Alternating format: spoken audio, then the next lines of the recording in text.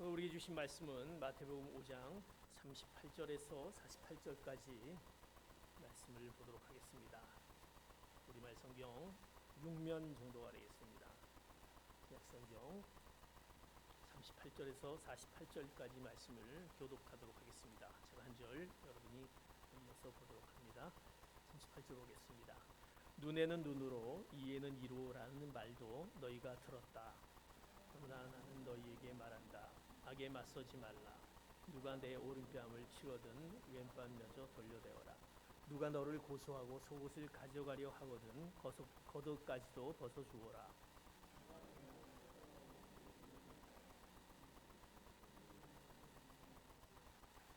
내게 달라고 하는 사람에게 주어라.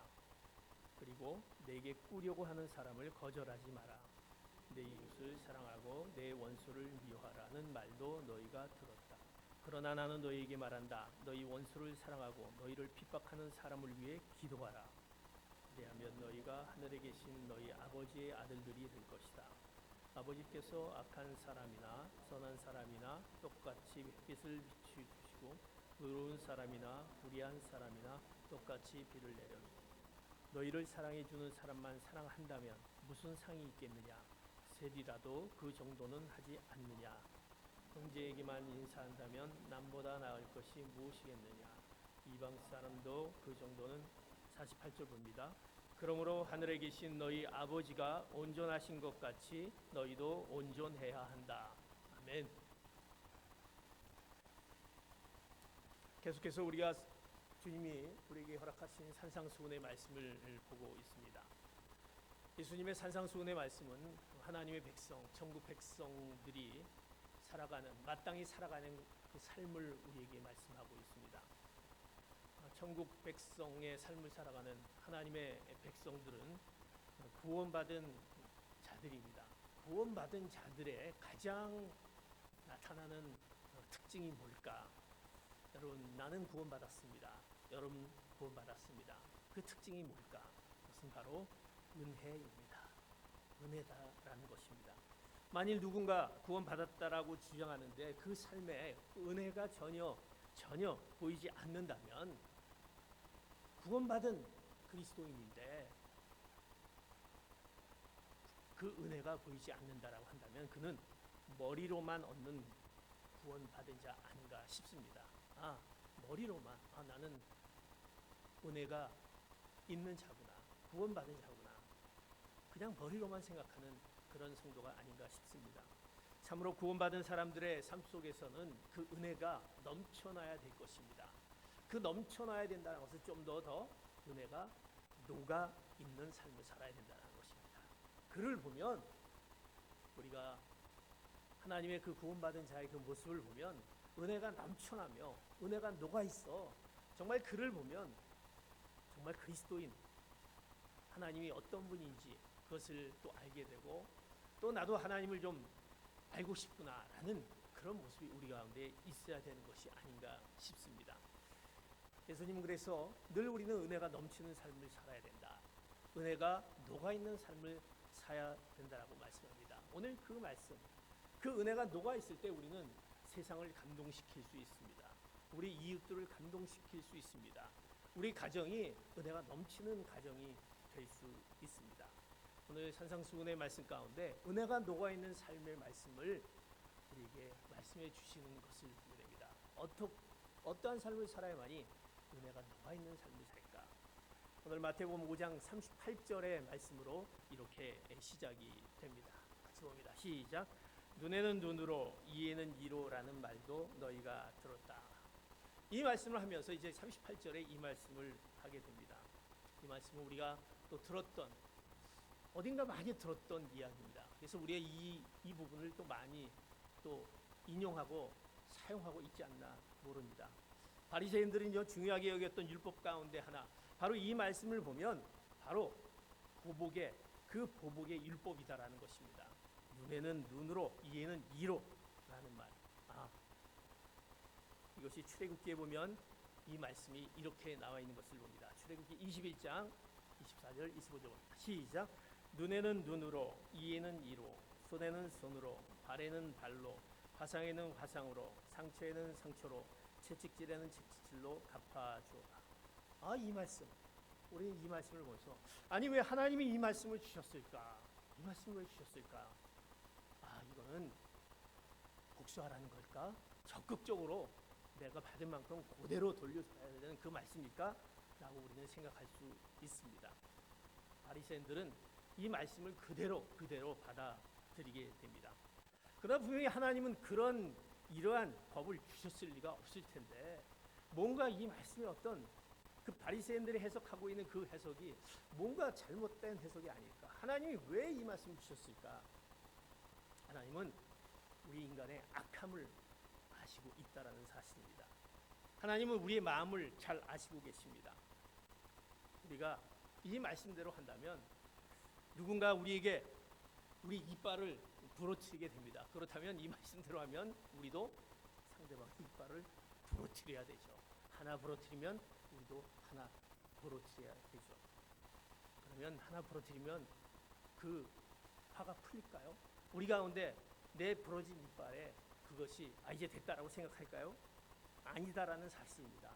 우리는 하나를 받으면 하나의 이상을 우리는 줘야 된다만이 우리의 분이 풀리지 않나 싶습니다. 그것이 인간 심리의 우리의 악한 우리의 모습에 그 모습이 우리 가운데 있다는 것입니다. 이것에 대한 하나님의 경고의 말씀입니다. 하나님 우리의 악함을 아시기에 서로에게 복수에 몰두하지 않으려는 그 복수하지 말라는 그 말씀이 그 안에 있다는 사실입니다. 양측이 서로 점점 더 큰 피해를 입히면 분쟁이 더 크기 때문에 이제 이 말씀을 주면서 너희들이 그 마음을 갖지 말아야 된다. 하나님은 우리의 마음을 너무나도 잘 아십니다. 우리를 보호하시기 위한 것입니다. 아마 이 말씀대로 하면 이 싸움은 엄청난 싸움이 됩니다. 그래서 우리가 예전에 그 얘기를 하지 않습니까? 아이의 자녀들의 싸움이 되면 그것이 무엇으로 갑니까? 부모의 싸움으로 갑니다. 부모의 싸움이 되면 이제는 완전히 어떤 전체적인 동네 싸움이 된다라는 이 싸움이 계속 이어지는 것을 보게 됩니다. 바리새인들은요 이 말씀을 토대로 보복의 율법을 만들었습니다. 복수와 증오의 삶을 그들은 살면서도 자신들이 하나님의 율법을 지킨다면서 그저 자랑스럽게 어깨를 펴고 다녔던 그들. 예수님은요 그렇기 때문에 이 말씀 가운데 그들이 이렇게 얘기했던 것에 더 나은 너희들이 잘못 해석하고 잘못 이해한 부분에 대한 더 나은 길을 제시하고 있습니다. 그것은 바로 이런 말씀을 통해서 이제 이 말씀이 어떤 숨겨진 의미가 있는지 오늘 마태복음 5장 39절에 이 말씀으로 이어집니다. 같이 봅니다. 시작. 그러나 나는 너희에게 말한다. 악에 맞서지 말라. 누가 내 오른뺨을 치거든 왼뺨마저 돌로 대어라. 이 말씀을 들으면서 이제 앞에 그 말씀하면서 뒤에 이제 너희들에게 말한다라고 얘기합니다. 이 소리를 들었을 것이다. 그런데 너희에게 말한다. 악에 맞서지 말라라는 것입니다. 너희들이 복수에 대할 부분에 그 부분을 맞서지 말라. 그러면서 오른뺨을 치거든 왼뺨마저 돌려대라라는 말씀합니다. 이 말씀에 숨겨진 그 비밀의 말씀이 있습니다. 오른뺨을 치거든. 우리가 오른뺨을 우리가 맞는다라고 생각해 보십시다. 오른뺨을 맞을 때 맞는다라고 했을 때 그 상대편은 무엇으로 때리게 됩니까? 오른뺨을 난다 그러면 되게 어떻게 됩니까? 왼손으로 때리게 되죠. 한번 생각해 보시오. 내가 오른뺨을 맞았다 했을 때 어디 저쪽에서 어느 손으로 치겠습니까? 왼손으로 때리게 되겠죠. 물론 왼손잡이가 때리면 맞게 되겠죠. 그러나 보통 우리는 오른손잡이들이 우리가 많지 않습니까? 이 지구상에는 90% 이상이 오른손잡이라고 합니다. 우리가 오른뺨을 맞는다라는 것은 왼손잡이가 때렸을 때 얘기입니다. 또 다시 보면 우리가 뒤에서 오른손으로 때렸을 때는 맞을 수가 있겠죠. 또 어떻게 이 맞을 수가 있을까? 왼손 손바닥으로 때렸을 때 오른손이 아니라 왼손 손바닥으로 때렸을 때 이 오른뺨을 맞게 되겠죠. 또 우리가 오른손 등으로 때렸을 때 등으로 이렇게 때리면 맞을 수가 있겠죠. 이런 경우를 우리가 보게 됩니다. 어떻게 보면 우리가 오른뺨을 맞는다란 그 상대방으로부터 이 뺨을 맞는다라는 그 생각을 해보며 이 말씀은요 그 당시 이스라엘에는 가장 모욕적인 이 부분이었습니다. 어떻게 보면 이 오른뺨을 맞는다. 뺨을 만다는 모욕적인 부분이었습니다. 그럴 경우에 상대방을 똑같이 때리거나 아니면 그 뺨을 맞으면 그 사람을 데리고 재판정으로 끌고 가서 고소를 해서 벌금을 물게 할 수 있다라는 것입니다. 이게 굉장히 뺨을 맞는다는 것은 아주 모욕적인 그런 아주 그 장면이 되고 그런 순간이 되게 됩니다. 그래서 그 벌금이 어느 정도면 한 400데나리온. 그러니까 하루에 노동자 품삯이 하루에 1데나리온인데 400데나리온을 물린다고 합니다. 이건 굉장히 수치스럽고 모욕적인 부분입니다. 그런데 예수님은요, 뭐라고 말씀하십니까? 이런 모욕을 당하더라도 너희들이 참고 오히려 왼편빵을 대라, 이렇게 말씀하고 있다는 것입니다. 거기 안에는 우리가 상대방에 대한, 내가 상대방으로부터 억울하게 또 누명과 어떤 모욕을 당할 때 그거에 대해서 복수를 하지 말고 관대한 마음으로 너희들이 그것을 받아들이라는 말씀이 그 안에 들어있다는 것입니다. 그러면서 왼편빵을 대라, 이렇게 말씀합니다. 왜? 아까도 얘기했지만 우리들은 우리의 그 맞은 부분에 대해서는 우리가 분이 풀리려면 그보다 더한 부분들을 우리가 한다라는 우리의 인간의 악한 부분과 우리의 부분을 너무나도 잘 알고 있기 때문에 거기에서 생겨나는 것은 어떤 우리 가운데 더 큰 일들이 분쟁이 생긴다라는 것을 알고 있습니다. 그렇다면 똑같은 악순환이 계속 나아지게 된다라는 말씀이 있다라는 것입니다. 그래서 주님은요, 이제 누군가 우리가 모욕을 했을지라도 그들에게 조차 관대한 마음을 가지라고 말씀합니다. 그런 자들, 우리 천국 백성을 가진 우리의 마땅한 우리 하나님의 그리스도의 백성들은 바로 이러한 삶을 살아갈 때 은혜가 녹아있는 삶을 살아간다, 이렇게 말씀하고 있다는 것입니다. 우리가 뭔가 관대한 마음, 그들을 향해서 내가 당한 부분에 대해서 그대로 복수하지 않은 그런 마음, 우리가 모욕을 당하거나 그런 수치를 당했을 때 되려 왼뺨을 댈 수 있는, 물론 이 왼뺨이라는 것은 어떻게 보면 이 부분만으로 해석한다라고 한다면 좀 우리가 어떻게 그럴 수 있냐 생각하는데 그 안에 숨겨져 있는 뜻이 있다라는 것입니다. 예수님도 뺨을 맞으셨습니다. 우리가 요한복음 18장 22절에 보면 예수님께서 뺨을 맞았던 사건이 나오게 됩니다. 어떤 사건이 나오게 되면 22절, 예수께서 이렇게 말씀하시자 가까이 있던 경비병 중 하나가 예수의 얼굴을 치며 말했습니다. 내가 대제사장에게 이런 식으로 말해도 되느냐? 예수께서 그에게 대답하셨습니다. 내가 잘못 말한 것이 있다면 그 잘못한 증거를 대보아라. 그러나 내가 옳은 말을 했다면 어째서 나를 치느냐? 뺨을 맞으셨는데 이제 그 부분에 대해서 예수님께서 말씀하고 있는 것입니다. 왼뺨을 댄다는 것은 우리가 왼뺨을 대고 또 맞으라는 것이 아니라 이런 의미를 갖고 있는 주님의 그 숨겨져 있는 말씀인 것입니다.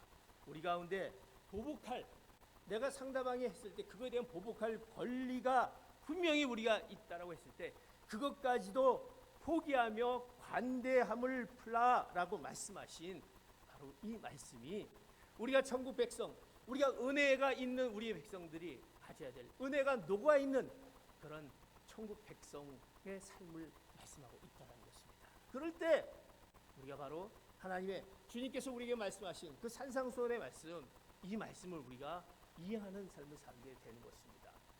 사랑하는 성도 여러분, 은혜가 녹아있는 삶, 우리의 관대한 마음이 여러분 가운데 있어 그 은혜가 녹아있는 삶을 사시는 여러분 되시기를 축복합니다.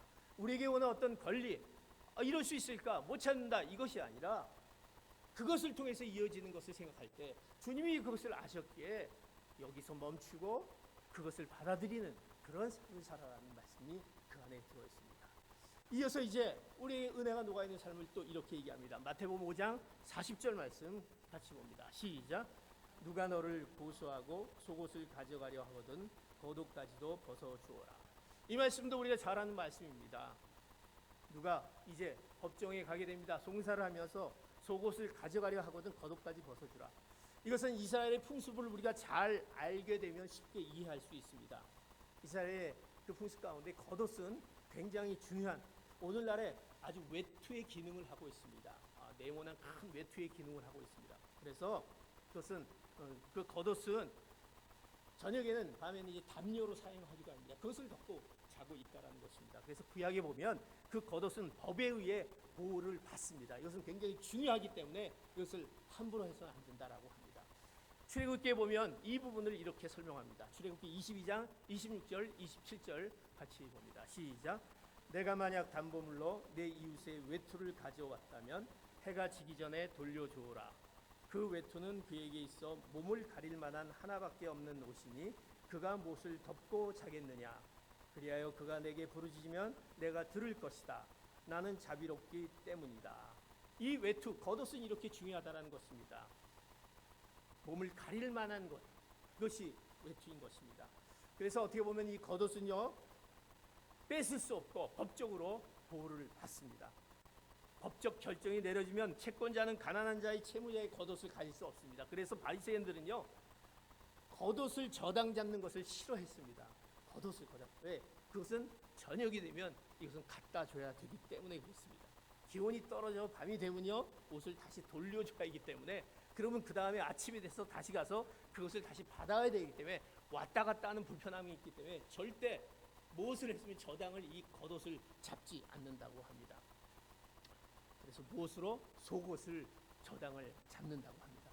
이런 문화 속에서 예수님요, 우리에게 외투에 관한 그 외투, 이거는 뺏을 수 없는 외투에 관한 이 부분을, 이건 어떻게 보면 그들이 갖고 있는 그 권리다라는 것입니다.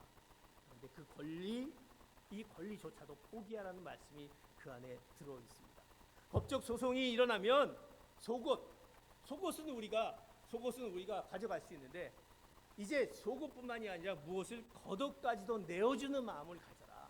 이것은 빼앗을 수 없는 건데 이것까지도 그들에게 내어주는 그런 마음을 갖는, 그런 넓은 관대한 마음을 갖는, 어떻게 보면 그들 가운데 그것을 품어주는 그런 관대한 마음을 갖는 그 권리를 포기하는 마음이 천국 백성들이 가져야 될 은혜가 녹아있는 삶을 얘기하고 있습니다. 주님께서는 무엇보다도 우리에게 그것을 보여주셨습니다. 주님은 죄가 없으십니다. 그런데도 불구하고 우리 때문에 십자가에 못 박혀 돌아가셨습니다. 그럴 수 없는 주님이신데, 예수님이신데, 그러나 주님은 그 권리를 포기하면서 십자가에 못 박혀 돌아가시면서 우리를 구원하셨습니다. 그러기에 이제 주님은 우리들에게, 내가 너희들에게 보여줬던 그의 삶을 너희도 그런 삶을 살아라는 말씀을 우리에게 하고 있습니다.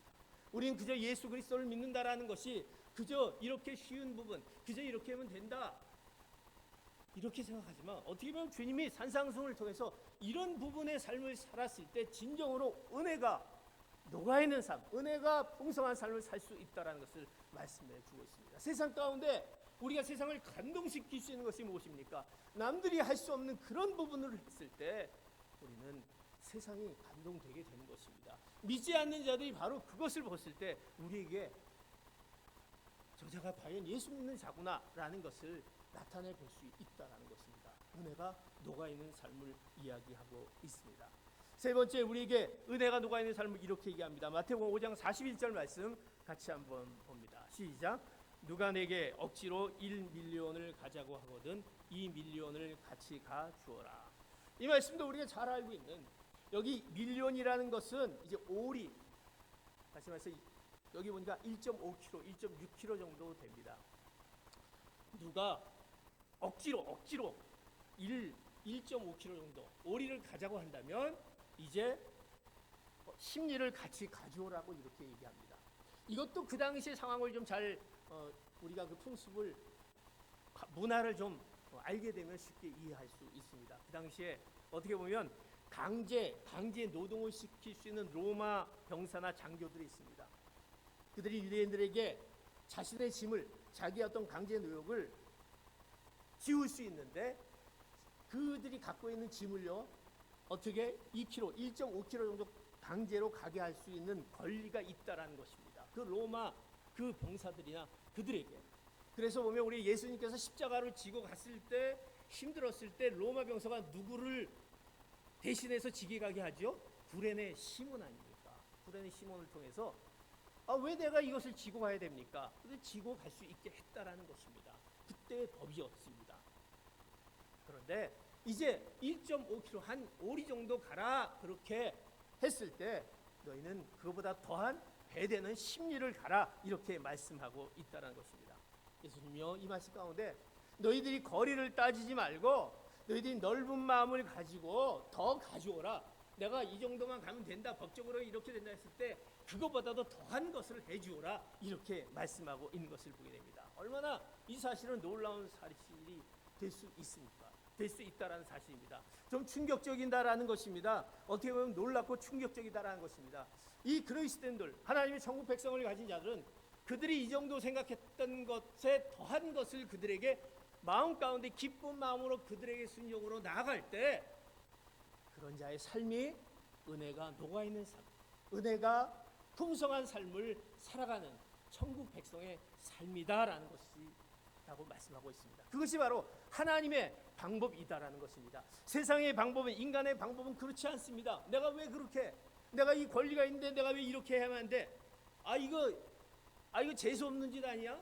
내가 왜 이래야 돼? 이렇게 생각할 수 있지만 그거보다 더한 부분들을 너희들이 기쁜 마음으로 그 일들을 했을 때 세상 사람들은 그들은 변화가 되고 그들 가운데 이것이 바로 하나님이, 주님이 우리에게 보여주시는 은혜가 녹아있는 삶을 통해서 그들이 변화가 되고 그들 가운데 복음이 들어갈 수 있다라는 사실이기에 이 말씀을 주어지고 있다라는 것입니다. 이것은 이 말씀 가운데 우리가 순종으로 나가는 것입니다. 우리를 가라가고 있을 때 10년을 더 가는 기쁜 마음으로 10년을 했을 때 그들이 당황하게 됩니다. 아니 이럴 필요가 없는데, 이럴 필요가 없는데, 그 순간을 통해서 하나님의 놀라운 역사가 그 가운데 나타나게 되는 것입니다. 이것이 바로 은혜가 녹아있는 삶으로 오늘 표현하고 있는 것입니다. 네 번째로 은혜가 녹아있는 삶을 마태복음 5장 42절에 이렇게 말씀합니다. 같이 봅니다. 시작. 내게 달라고 하는 사람에게 주어라. 그리고 내게 꾸려고 하는 사람은 거절하지 말라. 달라고 하는 사람에게 주어라. 꾸려고 하는 사람에게 거절하지 말라라는 것입니다. 달라고 하는 사람에게 주어라. 어떻게 그럴 수 있냐? 꾸려고 하는 사람에게 거절하지 말라. 어떻게 보면 우리 가운데 이것은 굉장히 우리하고 힘들게 또 하는 부분이 아닐까 싶습니다. 이 거절이라는 마음은 우리를 굉장히 힘들게 하는 부분이죠. 어떻게 거절할까? 또 거절은 어떨까? 이 말씀 가운데 은혜가 녹아있는 삶은 우리가 베푸는 삶, 나눔의 삶을 살아라는 주님의 말씀이 있다는 것입니다. 이 말씀의 어떤 개념 가운데는 우리의 소유의 개념을 보게 됩니다. 우리가 가지고 있는 것들은 다 하나님이 우리에게 허락해 주신 은혜의 것인 것입니다. 우리 것은 아무것도 없는데 하나님이 우리에게 해주셨다는 것입니다. 주어졌다는 것입니다. 우리가 갖고 있는 소유는 아무것도 없습니다. 우리의 소유를 생각했을 때 너희들이 어떻게 가지고 있는 것들을 사용해야 되는지, 그것을 베풀고 나누는지를 말씀하고 있다라는 것을 보게 됩니다. 달라고 하는 사람에게 주어라. 내게 꾸려고 하는 사람에게 거절하지 말라.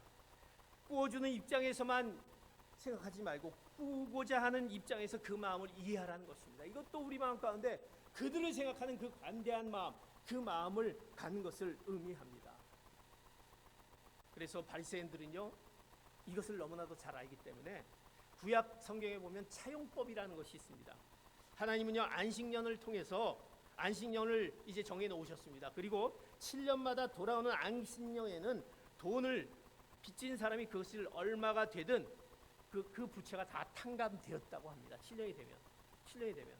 근데 내가 안 갖고 있다가 7년 넘으면 어떻게 안 갚아도 된다라는 그런 법이 그 당시 있었다라고 합니다. 그래서 바리새인들은 절대 이제 이 가까이 오면, 이 안식년이 가까이 오면 돈을 빌려주지 않는다고 합니다. 어떻게 보면 이것이 잘못되면 내가 원치 않은 기부금이 될 수 있기 때문에 그렇습니다. 그래서 당장 내일 먹을 것이 없어 궁핍한 자가 그들에게 돈을 꾸려고 했을 때 절대 꾸어주지 않죠. 그러나 주님은요, 이렇게 말씀하십니다. 6년 10개월이 되어서 안식년이 2달밖에 남지 않더라도 어떤 궁핍한 자가 너에게 돈을 빌려 손을 벌리면 꾸어주라, 이렇게 말씀합니다. 왜? 우리가 가지고 있는 것은 다 하나님의 것이기에 내 것을 어떻게 생각하느냐, 이 소유에 관한 부분이다. 이것은 우리가 성경 말씀에 잘 알고 있는 그 강도 만난 그 사마리아인들을 통해서 우리가 알게 됩니다. 이제 사마리아인이 강도를 만나게 됩니다. 이제 강도는 어떤 자입니까? 강도는 내 것도 내 거고 네 것도 내 것도 내 거라는 그런 소유욕을 갖고 있습니다.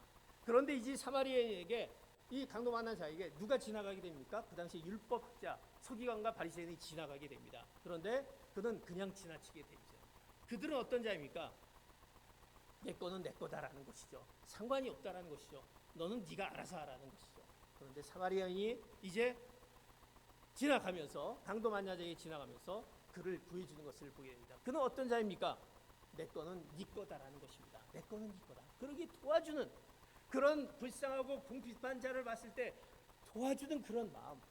주님은 그런 마음을 가지고 너희들이 이제 너희에게 이렇게 달라고 하는 자에게 주고 그리고 꾸려고 하는 사람에게 거절하지 말라 말씀하고 있답니다. 그랬을 때 이것은 하나님께서 그들을 통해서 허락하신 놀라운 축복의 의미, 은혜를 베풀어 줬을 때 놀라운 축복의 의미를 말씀하고 있는 것을 보게 됩니다. 우리가 은혜가 녹아있는 자는 바로 그런 자들이다라는 것을 오늘 산상수훈을 통해서 이 네 가지 경우를 보여주면서 말씀하고 있는 것을 보게 됩니다. 우리는 은혜가 녹아있는 은혜를 받은 자인데 어떤 자의 삶을 살고 있는지 이 네 가지를 통해서 우리 마음 가운데 내가 이런 어떤 삶을 살아가든지 아닌지 우리는 봐야 할 것이라고 생각합니다. 은혜가 녹아있는 삶, 은혜가 녹아있는 삶, 어떤 나의 삶 가운데 어떤 삶을 내가 살아가고 있는지 그랬을 때 내가 정말 은혜 있는 자인지 봐야 할 것입니다. 오늘 마지막으로 얘기합니다. 은혜가 녹아있는 삶은 어떤 자인가? 마태복음 55장 43절 44절 이렇게 말씀합니다. 같이 봅니다. 시작. 내 이웃을 사랑하고 내 원수를 미워하라는 말도 너희가 들었다. 그러나 나는 너희에게 말한다. 너희 원수를 사랑하고 너희를 핍박하는 사람을 위해 기도하라. 오늘 이 말씀 가운데 이제 은혜가 녹아있는 삶은 어떤 자냐? 원수를 사랑하는 마음을 가져야 된다라고 말씀합니다. 그런데 오늘 첫 9절에 43절에 먼저 이렇게 합니다. 내 이웃을 사랑하고 내 원수를 미워하라. 미워하라라는 말도 너희가 들었다. 이렇게 시작이 됩니다. 원수를 미워하라? 원수를 미워하라? 우리가 앞에까지 이렇게 말씀을 보면서 이 말씀? 원수를 미워하라? 이걸 누구에게 들었지? 구약 성경에서 이게 보았나? 우리가 구약 성경을 아무리 찾아봐도 원수를 미워하라라는 부분이 있지 않다라는 사실입니다. 그러나 이 말씀은 없는 것입니다. 그런데 바리새인은요 이것을 바로 왜곡해서 그들의 해석대로 가르친 것입니다. 그들의 의인의 조건은 간단합니다. 내가 받은 만큼 똑같이 돌려줘야 된다라는 것입니다. 내가 고난을 받았으면 그들도 똑같이 고난을 당해야 되고 미워야 된다라는 것입니다. 우리는 세상을 살아가면서 나를 싫어하는 사람을 전혀 만들지 않고 평생을 살 수는 없습니다. 누군가에게 어떤 원수가 우리가 좀 불편한 자가 분명히 있다라는 사실입니다. 그런데 예수님의 말씀은 천국 백성이 마지막 오늘 이 산상수훈의 그 마지막 예를 들으면서 원수를 대하는 태도에 대해서 말씀하고 있다는 것입니다. 우리가 원수를 어떻게 대해야 되느냐라고 말씀하신 것입니다. 그것은 무엇입니까? 원수를 사랑하라고 말씀하십니다. 이 말씀은 어떻게 원수를 사랑하느냐? 이 말씀에 뜻은 감정적인 부분의 이야기가 아닙니다. 하나님 저는 왜 저 사람을 왜 좋아하지 않을까요? 반문할 수 있습니다. 원수가 어떻게 좋아질 수 있습니까? 힘든다라는 사실입니다. 그것은 우리 가운데 늘 감정이 남아 있기 때문에 그렇습니다. 우리를 불편하게 만들고 그 원수 지간을 내가 어떻게 사랑할 수 있을까? 그거에 대한 비결을 이렇게 말씀합니다. 우리 44절에 이렇게 말씀해 주셨습니다. 너희 원수를 사랑하고 너희를 핍박하는 사람을 위해 뭐하라? 기도하라라고 말씀합니다. 기도하라. 우리에게 불편하고 어려움이 있는 그 자를 위해서 무엇하라? 기도하라라는 것입니다. 왜? 기도는 하나님이 우리에게 주신 그 능력이다라는 것입니다. 기도를 하게 되면 내가 움직인다라는 것입니다. 기도라면 그 사람이 움직이게 됩니다. 그러면서 우리 가운데 있는 관계 가운데 미워하는 관계, 사랑하지 못한 관계가 이제 그것이 해결되는 놀라운 은혜가 있기 때문에 그렇습니다. 사랑하라. 그것은 우리 가운데 주님 앞에 우리가 할 수 없기 때문에 우리가 연약하여서 우리는 도저히 할 수 없습니다. 나를 이렇게 힘들게 하는 자를 가만히 둘 수 없습니다 하는 그들을 위해서 기도하라 말씀하고 있다는 것입니다. 그러면서 예수님은 이어서 이렇게 말씀합니다. 마태복음 5장 48절 같이 말씀 봅니다. 시작. 그러므로 하늘에 계신 너희 아버지가 온전하신 것 같이 너희도 온전해야 한다. 아버지께서 온전하신 것 같이 너희도 온전해야 된다. 여기서 온전이라는 것은 완벽을 뜻하는 것이 아닙니다. 이것은 성숙을 의미한다는 것입니다. 신앙의 성숙을 의미합니다. 우리가 왜 신앙생활을 합니까? 우리가 신앙을 성숙하지 않으면 우리가 원수를 사랑할 수 없다는 것입니다. 성숙하지 않으면 아무리 우리에게 다가오는 그 모든 문제들을 우리가 그것을 해결할 수 없기 때문에 너희들이 성숙해야 된다. 완전 성숙해야 된다라는 말씀하고 있는 것을 보게 됩니다. 우리가 아무리 교회를 오래 다녀도, 우리가 교회 섬김과 봉사를 해도, 헌신해도, 기도를 잘해도, 내가 모태신앙이라도 은혜가 녹아있지 않는 삶을 산다고 한다면 그것은 하나님이, 주님께서 우리에게 말씀하신 이 산상수훈의 말씀을 어기고 사는 것입니다. 왜? 우리는 하나님의 자녀인 것입니다. 하나님의 자녀는 아버지를 닮아가며 살아가게 됩니다. 우리가 아버지를 닮아가면 그 원수까지도 사랑하게 되는 것입니다. 왜? 하나님의 성품이 우리 가운데 있기 때문에 그렇습니다. 하나님을 우리 아버지로 모시고 날마다 그분을 만나 그분의 말씀을 듣고 있다라고 한다면 불가능한 일이 없다라는 것입니다. 할 수 있다라는 것입니다. 왜? 하나님이 우리 가운데 그것을 역사하시기 때문에 그렇습니다. 그럴 때 이 말씀을 실천하는 은혜가 녹아있는 삶을 살아가게 되는 것을 보게 됩니다.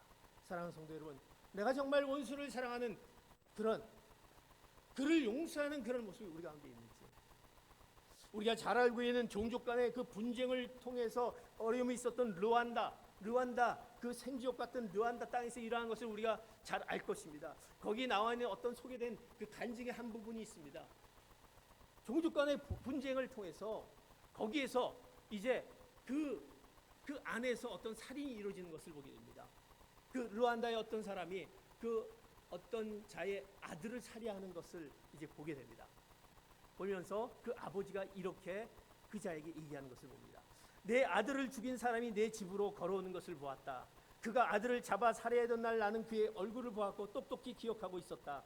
그는 내게 다가와 이렇게 말했다. 저는 재판을 통해 유죄 판결을 받고 수감된 후 교수형을 받을 각오를 했다. 길을 갈 때든 잠자리에 들 때든 언제든지 당신의 모습이 보인다. 그런데 당신은 저를 용서해 달라며 하나님께 간구하고 계시더군요. 당신의 이런 모습 때문에 저는 평화를 잃었습니다. 죄책감에 시달리고 있습니다. 나는 젊은이의 손을 잡고 말했다. 죄를 뉘우친 당신을 보니 너무나 기쁩니다. 하나님의 영이 죄를 깨닫게 하신 것입니다. 당신을 용서합니다. 나는 내 사랑하는 아들을 잃어버리고 또 당신까지 희생시키고 싶지 않습니다. 당신이 죽인 내 아들은 당신의 형제입니다. 내 아들을 대신해서 지금까지 내 아들이 되어 주십시오. 내 아들을 죽인 자를 향해서 그가 용서했던 그 모습, 그 간증의 모습을 봅니다. 마치 이 모습은 우리가 그 한국 전쟁 때 손양한 목사님이 그 아들을 죽인 그 북한 병사를 보고 했던 것처럼 유사한 것을 보게 됩니다. 우리가 용서해야 될 범위는 어떤 것이 어느일까? 내가 용서해야 될 범위가 어디일까? 내가 원수를 사랑해야 되는 것이 어느 정도 범위일까? 그리고 한없는 용서의 힘은, 내가 용서할 수 있는 힘은 어디에서 나올까? 이것은 바로 하나님의 가르침과 도우심을 통해서 비로소 우리는 용서할 수 있게 되는 것입니다. 하나님의 말씀을 우리가 알고 그 말씀대로 따를 때 우리는 분명히 용서할 수 있는 것입니다. 이는 내가 누군가를 용서할 수 있는 존재가 아니다라는 것이 그 안에 의미하고 있는 것입니다. 우리는 용서할 수 있는 자가 아니다. 용서가 이미 나로부터 떠나버린 하나님의 일이라면, 하나님께서 우리를 통해서 이제 용서의 어떤 그 놀라운 은혜를 주신다라고 한다면, 용서는 이미 하나님의 사랑을 받은 천국 백성의 은혜가 녹아있는 삶을 사는 자인 것입니다. 우리가 원수를 사랑하며 용서할 수 있는 것은 내 힘으로 할 수 없는 것입니다. 그러기에 내가 십자가 앞에 나를 내려놓고 나를 부인하는 가운데 하나님이 그 일을 할 수 있도록 하게 하는 그것을 우리가 믿고 나가며 그 하나님을 온전히 내 속에서 하나님께서 우리를 통해서 나타나기를 바라는 우리 모습, 그럴 때 우리는 녹아있는 삶을 살아가게 됩니다. 이제 마지막으로 마태복음 5장 46절에 이렇게 말씀합니다. 46절 같이 봅니다. 시작. 너희를 사랑해 주는 사람만 사랑한다면 무슨 상이 있겠느냐? 셀이라도 그 정도는 하지 않겠느냐? 사랑한 사람만이 사랑해 줄 수 있다면 그것이 무슨 상이 있겠습니까? 사랑하는 성도 여러분, 이제 우리가 은혜에 녹아있는 삶, 오늘 산상수훈의 말씀을 통해서 내가 정말 은혜가 녹아있는 삶을 살아가는지, 내 가정이, 내 이웃이,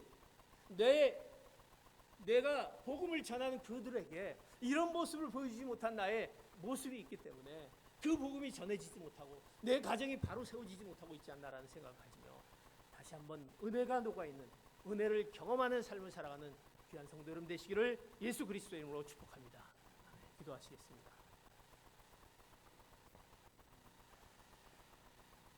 은혜를 받은 자의 삶을 살아가길 원합니다. 은혜가 녹아있는 삶을 살아가게 하여 주시옵소서. 세상을 감동시키며 또 하나님의 뜻을 이루어드리는